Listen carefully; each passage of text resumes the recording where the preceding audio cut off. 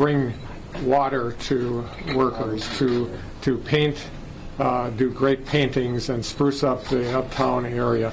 It gives me great hope because at the end of the day, when this is over, the people of Kenosha are ready to make lives better, and they're already beginning in that process. And so I feel very confident about where we're going, but the confidence does not come from Madison or Washington, D.C. It comes from the great people that inhabit this city.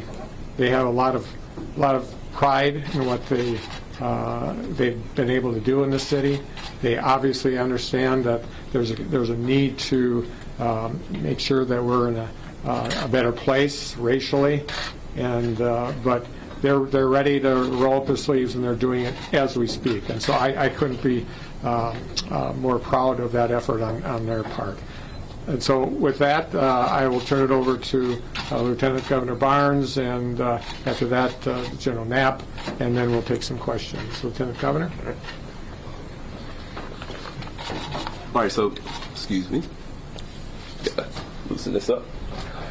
Thanks so much, Governor Evers. I am Lieutenant Governor Mandela Barnes, and just want to start by thanking you all for being here, for engaging in this conversation, this still ongoing and much needed dialogue that's happening in not just Kenosha, but communities all across the country. But the facts are that Jacob Blake is still alive, fortunately, after being shot 7 times in the back.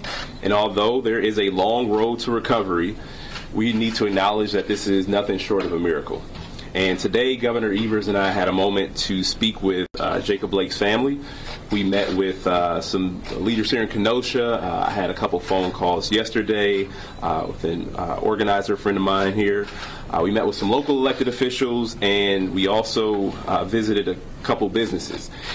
And it was important to do that because in the wake of it all, you see community actually being built. And it is out of some of the most devastating set of circumstances that we often see community being built more holistically, in a more inclusive way, in ways that have traditionally have not happened before. And we see when we have community building that isn't inclusive, you end up with the fissures that you have that create these sort of situations that we're dealing with now. But as the governor said, DCI's investigation is ongoing, but we don't need an investigation to know that Blake's shooting falls in a long and painful pattern of violence. And this is a pattern of violence that happens against black lives too often across this country. And as you all know, we saw even more gun violence unfold on Tuesday night when 2 protesters were tragically killed and 1 other injured by gunshots. Someone that wasn't looking to keep peace, an outside agitator, someone who came in from Illinois with a long rifle, was able to just walk the streets freely like that's something normal that we should just come to expect. Let me tell you, that's not anything normal. We shouldn't come to expect it. We shouldn't accept it. Because what do you think is going to happen if you have an agitated man with a long gun walking down the streets thinking that he's some sort of peacekeeper? And that kind of behavior shouldn't be enabled either. And we have to deal with the devastating results of that. We saw that happen in Louisville already. We saw it happen in Charlottesville. Somebody ran their vehicle into protesters and Heather Heyer was killed. Now, Kenosha, Wisconsin is also home to that sort of tragic scene. We have to not ever want to see that happen again. And I say we have to want because we truly have to have that desire. We truly have to work towards that not becoming the reality of our state. It was painful. It was tough waking up Wednesday. And to see that news, the first thing I woke up to, or the text that I woke up to, it was a friend of mine that said that she was struggling with how to deal with it. I didn't even know what she was talking about. And for some reason, I was up really, really early in the morning. But that was the news that I woke up to. It was the news that so many other people in this community woke up to, a community that's still already reeling from a tragedy. Our broader Wisconsin community continues to reel in from this tragedy. People who are protesting against systemic injustice and violence, people are out there because they want to save this nation. They want to correct the mistakes that have been made over time. Many mistakes that have been made before most, if not every, protester was even born. And if we don't want to correct those mistakes, if we fail to correct those mistakes, the problems we deal with going forward are going to be nothing, or excuse me, what we're dealing with now will be nothing compared to what we'll deal with down the line. We have to bring about this change because it's desperately needed. But people need to be able to do so without fear of losing their own lives. And so thankfully this morning, we didn't wake up to that same sort of news. There was the news about tragedy in Kenosha. And we can't afford for that to change tonight or any other night for that matter. That means leaders at every level, elected leaders, community leaders, faith leaders, law enforcement, everybody has to recognize the pain of those who are protesting and have to do everything in their power to work to call out, but not just call out. If you have the power to do more than call out, you should do more than call it out. You should do what you have to do to end systemic racism and the systemic violence that happens every day in this city, in the state, in the country, all over. And then we all have to work to bring our communities together the way that you see it happening downtown right now. And we have to come together and rebuild those broken systems. But I do believe that we can do it. I wouldn't be sitting here talking to you today. This didn't just happen after the Jacob Blake incident. It didn't just happen after George Floyd. This is ongoing.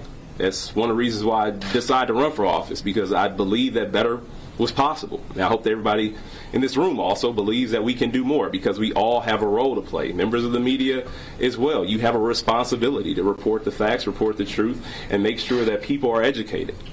And to make sure that things aren't swept under the rug, that make sure that things aren't hidden under a cloak of secrecy, especially as more institutions continue to damage communities. We all deserve more. We all want more. And I know that Kenosha and Wisconsin will get through this. But the only way we're going to get through this, if we get through it together. This great city and this state will endure. And with that said, I am going to hand it over to General Knapp. Thank you.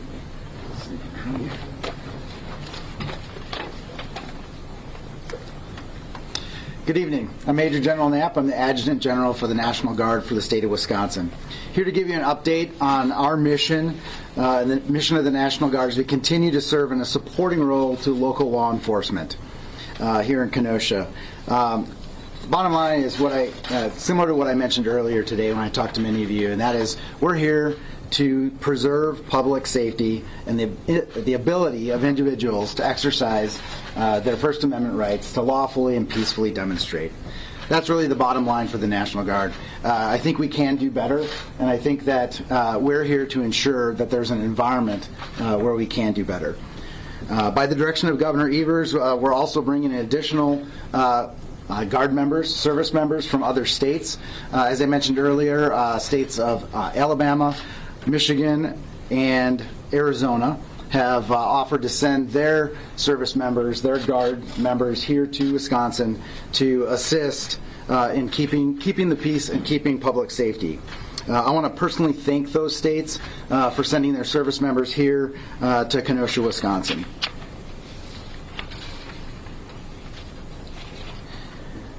I also want to reiterate that whether it's the Guard members coming in from other states or the National Guard here, the Wisconsin National Guard, we are not federalized. We're on state active duty. The soldiers and airmen coming in from other states will be under my command as the Adjutant General, and ultimately under the direction of our Commander-in-Chief, Governor Evers.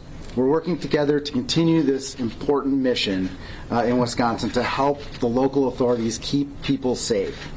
I want to thank all the supporting states, the law enforcement, local leaders, and most importantly, the community for your understanding and coming together to make this a great place and make Kenosha a place that people want to come for all the wonderful things that it has to offer. And I ask you and the press to help us do that. Thank you. Thanks,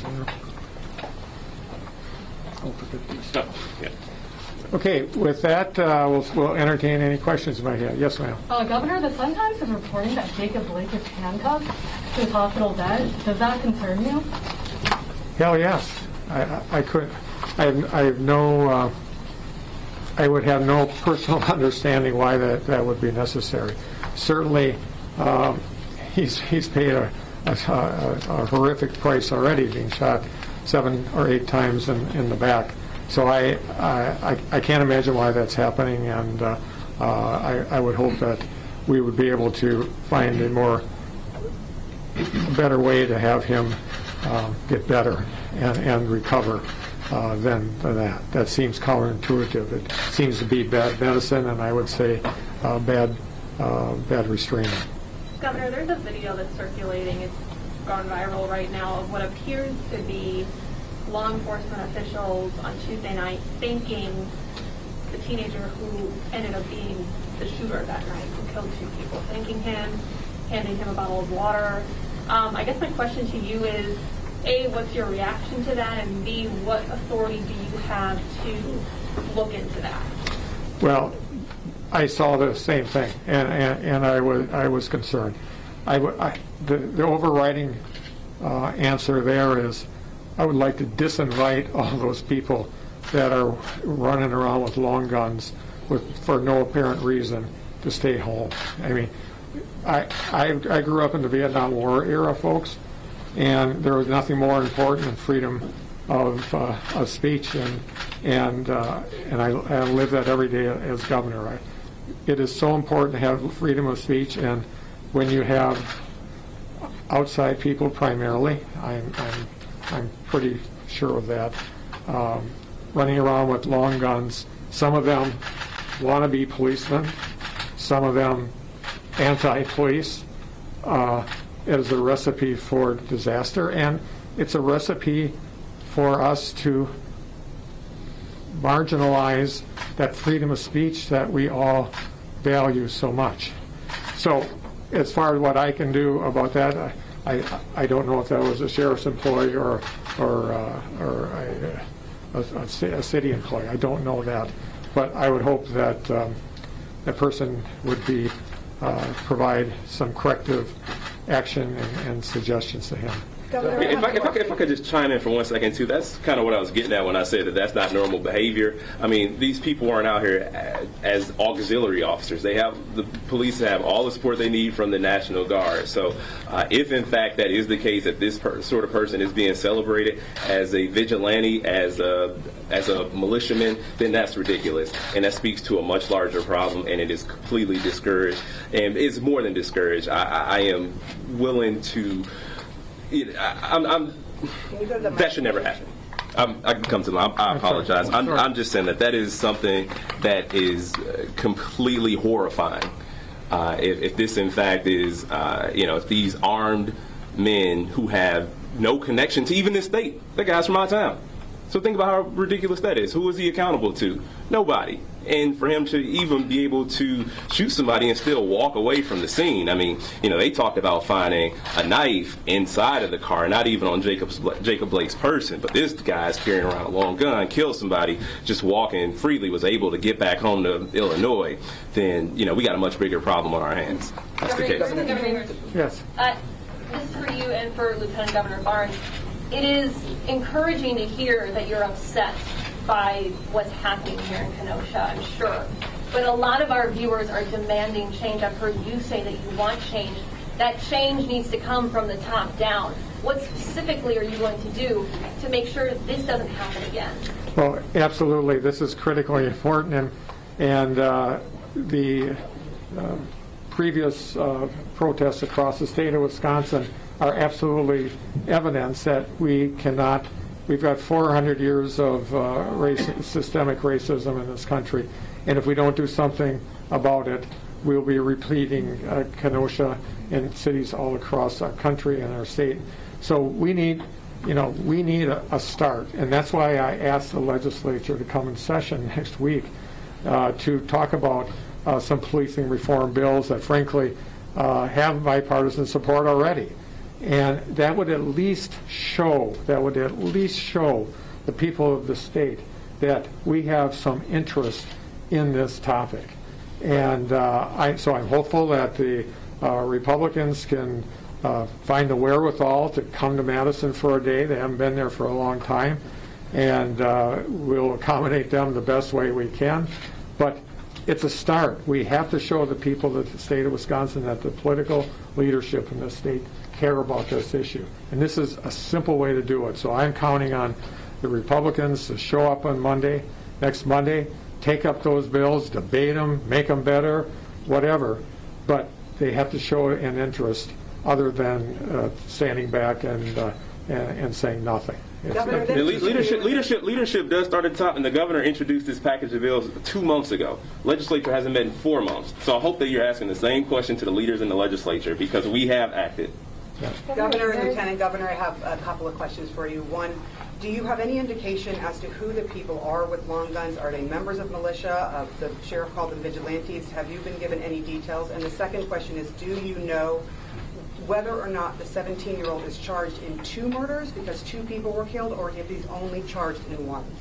Well, certainly being state officials and not involved with charging issues, all I know is that the people that are the anguish and the pain in the city, you can feel it. You can feel it even as people were cleaning up today and doing the paintings and those thousands of volunteers. But at the end of the day, we have to do better, and there's pain and anguish because of an incident that should not have happened in this state or in Kenosha. So we have to make sure that we do better. Now, to answer specific questions about charging, that's something for the authorities to take on. Lieutenant Governor, can you answer the question also about militias? Like, if you all have been told whether or not these are members of militias? I have no idea. I only know have seen from the video a person who, I mean, you can make the conclusion that he is some sort of vigilante, a person who thought that he was cleaning up the mess, quote unquote. So that's the only thing I can say to that. I don't know for sure, but it's something that we shouldn't expect. There's nothing that we should accept as normal, and it's ridiculous because you see the outcome of that sort of behavior. Governor Evers, have you had the chance to speak with the president about the use of the National Guard and just quelling the tension at all? Yeah, I had a chance 2 days ago to speak to the president and Mark Meadows both, and they had called and reached out to me, and what I did was explain what we had done. We had already brought in the National Guard, and we were already expanding the footprint of the National Guard, and our Adjutant General was already being helpful and looking out to other states to get some help so that we have the appropriate level of support for the people of Kenosha. And I will say flat out, we have met every benchmark that the people in Kenosha have asked us to do. They asked for X, we have provided X. Y, Z, we have provided every single thing. So the conversation I had with Mark Meadows subsequent to the president's comments was, he said that first of all, I said they asked if we wanted Homeland Security here, and I said no. And then they talked about National Guard assets. And I said, well, I'll tell you what, our general, Adjutant General, was already talking to other states. Instead of being at cross purposes here, why don't you just provide the information to him so that he can figure it out?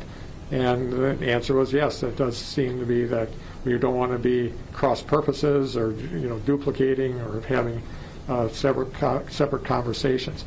The fact of the matter is that the assignment of National Guard troops is